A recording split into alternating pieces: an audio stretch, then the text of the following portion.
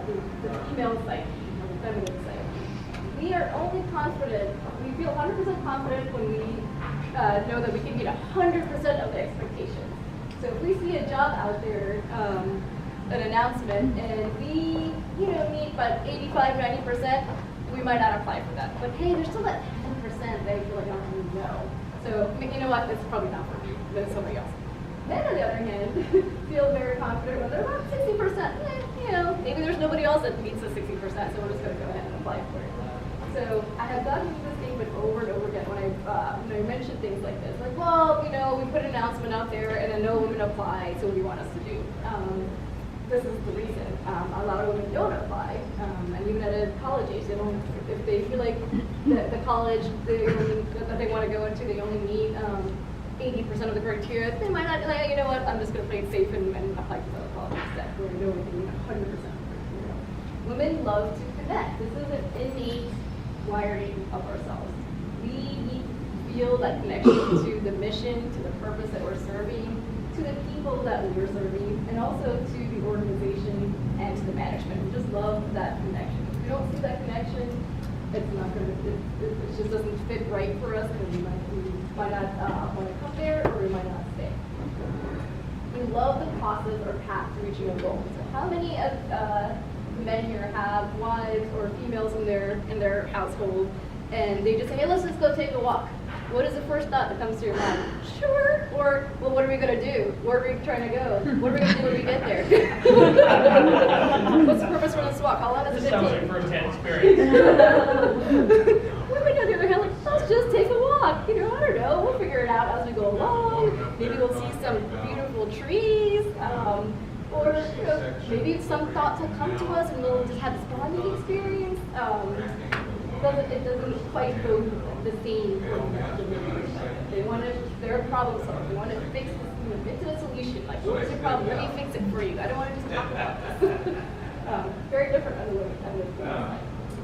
We also, some of us suffer from what's called imposter syndrome, which just talks about self-worth. So even if you are able to get to a position where you feel, okay, this is a great position, sometimes you kind of go into yourself, you're like, well, am I really supposed to be here? Why did they give this to me? Maybe I just got lucky, that sort of thing, which doesn't happen with men. Men are just confident in themselves, no matter what. Naturally, they don't need other people's permission. So again, going back to your household. So if you have men in your household, this side is all men. If you have women in your house, have you asked for your wife or children's perspective, or when you want to go run groceries, do you just leave the house and you just go do what you have to do and come back, or do you sit there telling your, hey, I'm going to go do this now? Is that okay with you? I don't really see that happening. Versus for women, they're not necessarily looking for permission, but they want to make sure that everybody understands the plan and what's going on. There's very few women, unless they're in their masculine, put on their masculine mask, would just drop whatever they're doing and just go do what they have to do and come back. They'll always communicate that to the person that they're working with, like, hey, this is what I'm going to do. Is that okay with you? That sort of thing. Which there could be a lot of friction in that if you don't understand that about each other. And the other ones are that. Let's go to the next slide. Okay, so what can we do to enhance the diversity in cyber? So the NIH does do a really good job in offering implicit bias, diversity, and harassment training to all staff. And I'm sure other government agencies do as well.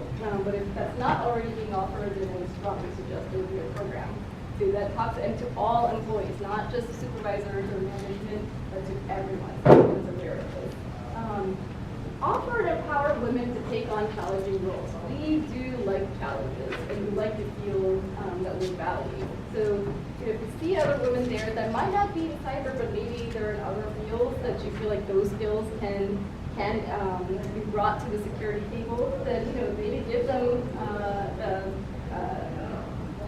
somewhat of a quasi role and see how they do. Give them a challenge. Make sure there's room for advancement and training opportunities.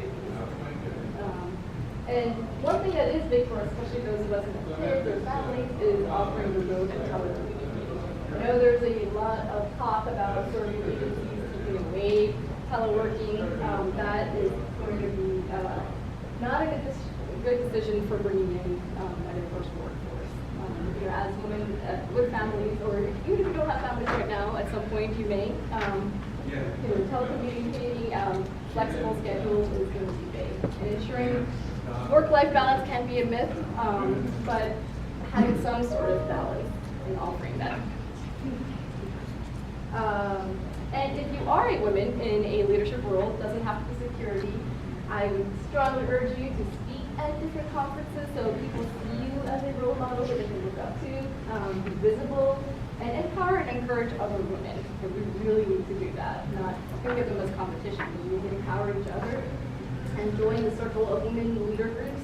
There are a lot if we look for them. And start young. I have been going to schools, elementary schools, colleges, high schools, and just empowering kids and girls to get into technology frameworks. There is a program called STEM framework. It's designed by a school called iSchool. And it teaches kids and teachers the importance of social and emotional skills combined with the STEM and the arts, which is a great program. So the extreme shortage of cyber staff. So we need to think outside the box. We need to offer wellness programs for all staff and promote it, not think of, there's anything wrong with that. We need to look at different sorts of talents and mindsets to include arts and the creative side. Explore just a good mix of just different diversity, like we saw on the other sides. Not just genders, not just race, it's just all kinds of the different parts of diversity. And then looking beyond the technical fields, we talked about that, and immersion education in schools. That would be a big driving factor for us. Getting special volunteer positions, giving them the opportunity to have hands-on training, and then maybe at some point you might be able to find a big position for them. Money isn't everything. I actually did a survey with several people at the NIH itself. It is not, if you're in the government, you're not in it for the money. And even if you're not in the government, money is just one part of the fraction. If you're not happy in your job, if you're not taking care of your job, so as leadership, I'm sure all of you are in leadership positions here, just take care of your employees. Like really look at them as a whole person, not just salary-wise, or not just, hey, do your job and get out. They do bring the entire person with them to their work. So just having kind of that empathetic side to them and understanding and walk your talk. If you have high standards for them, you need to have high standards for yourself. And then just keeping an eye on employee burnout. We talked about it in the first slide. Okay, this is my new upcoming book, Women Underrated. It's not just about women, it talks about the differences too and how we can all empower each other. And you can be part of the book if you would like. You can send me a short story. Of anyone in your life, girl or woman, or that you know of, or you can just speak with me directly about your own story, or anyone else that you feel would be a good contribution to this book. All right, well, thank you, everyone. I appreciate all of your time. You guys have time, you could explain them. You take some questions. Oh, okay. Yeah, I'm in higher education, and one of our I universities. think we met at the last conference here. Oh, I think maybe. Yeah. One of our universities has a very active women in computing program, and they found that you can't decide to go into a STEM area when you get to college. What you really have to do, if you want to attract women, you have to start in middle school. Yeah. I've been starting at elementary. Work my way up there. Thank you. All right, let's hear it one more time. Thanks so much.